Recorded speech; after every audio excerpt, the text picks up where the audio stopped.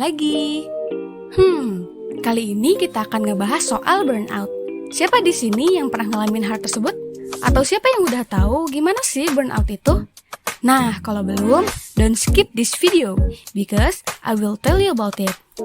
Dilansir dari Help Guide, burnout merupakan kondisi kelelahan emosional, fisik, dan mental yang disebabkan oleh stres berlebih dan berkepanjangan. Jadi, bisa dibilang, burnout tuh salah satu dampak kalau individu nggak bisa mengelola stresnya. Perlu dipahami kalau semua orang tuh bisa loh ngalamin burnout. Namun, biasanya lebih banyak terjadi pada orang yang sering memaksakan diri untuk terus bekerja, kurang mendapatkan apresiasi atas pekerjaannya, punya beban pekerjaan yang berat, atau pada individu yang terus-menerus mengerjakan hal monoton. Gimana sih tanda-tanda burnout itu? Yang pertama, hilangnya semangat bekerja dan kelelahan. Nah, salah satu ciri burnout itu hilangnya semangat bekerja dan minat pada pekerjaan yang sedang dikerjakan. Ketika kita tetap bekerja tanpa adanya semangat, itu bisa menguras banyak energi dan akhirnya memicu kelelahan.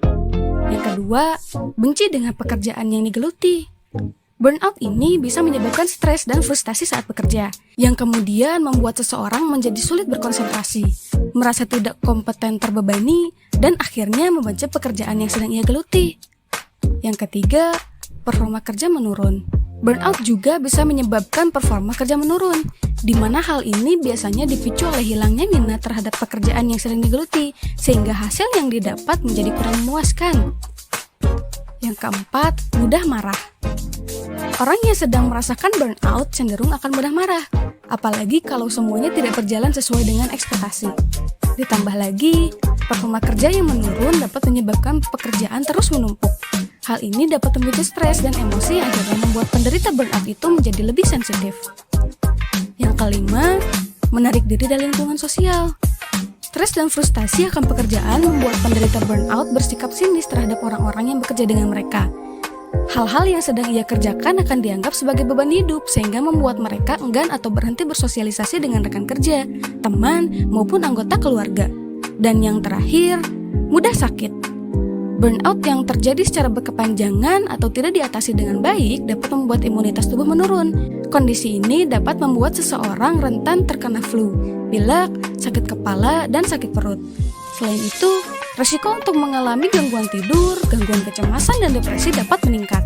Burnout yang tidak teratasi dengan baik dapat berdampak buruk loh terhadap kesehatan fisik dan mental kita. Jadi, ada beberapa tips sederhana yang bisa kita lakukan untuk mengatasinya. Yang pertama, buatlah prioritas. Buat prioritas pekerjaan dari yang penting ke yang kurang penting. Nah, dengan begitu, kita jadi tahu mana yang perlu dikerjakan terlebih dahulu, biar energi yang terkuras tidak terlalu banyak. Yang kedua, kurangi ekspektasi dan berikan apresiasi terhadap diri sendiri. Selanjutnya, cobalah untuk belajar untuk mengatur pola pikir dan bersikap realistis, sehingga kita dapat menurunkan ekspektasi terhadap hal-hal yang sedang dikerjakan. Dengan begitu, kecemasan dan stres di tempat kerja juga dapat berkurang. Selain itu, jangan lupa untuk memberi apresiasi kepada diri sendiri terhadap prestasi yang sudah pernah dicapai. Yang ketiga, ceritakanlah kepada orang yang tepat. Jangan segan untuk bercerita soal apa yang sedang kita rasakan kepada orang-orang terdekat. Meski bukan untuk mendapatkan solusi, hal ini bisa membantu melepaskan emosi negatif dan mengurangi stres pekerjaan. Yang keempat, jaga keseimbangan hidup. Jagalah keseimbangan hidup dengan baik. Selain itu, kita juga perlu untuk bersantai dan melupakan pekerjaan sejenak dengan pergi bersama teman atau melakukan hal-hal yang disukai. Hal ini dapat membuat pikiran kembali lebih jernih dan siap untuk menyambut hari esok. Yang terakhir, ubah gaya hidup. Jangan lupa untuk menerapkan gaya hidup sehat dengan mengonsumsi makanan yang sehat juga, rutin berolahraga, dan tidur yang cukup. Hal-hal tadi bisa mendukung tubuh yang sehat dan pikiran yang lebih mudah fokus, sehingga menurunkan resiko terjadinya burnout. Selain itu, cobalah untuk mencari hobi baru atau melakukan hal-hal yang belum pernah dilakukan sebelumnya untuk mengatasi burnout.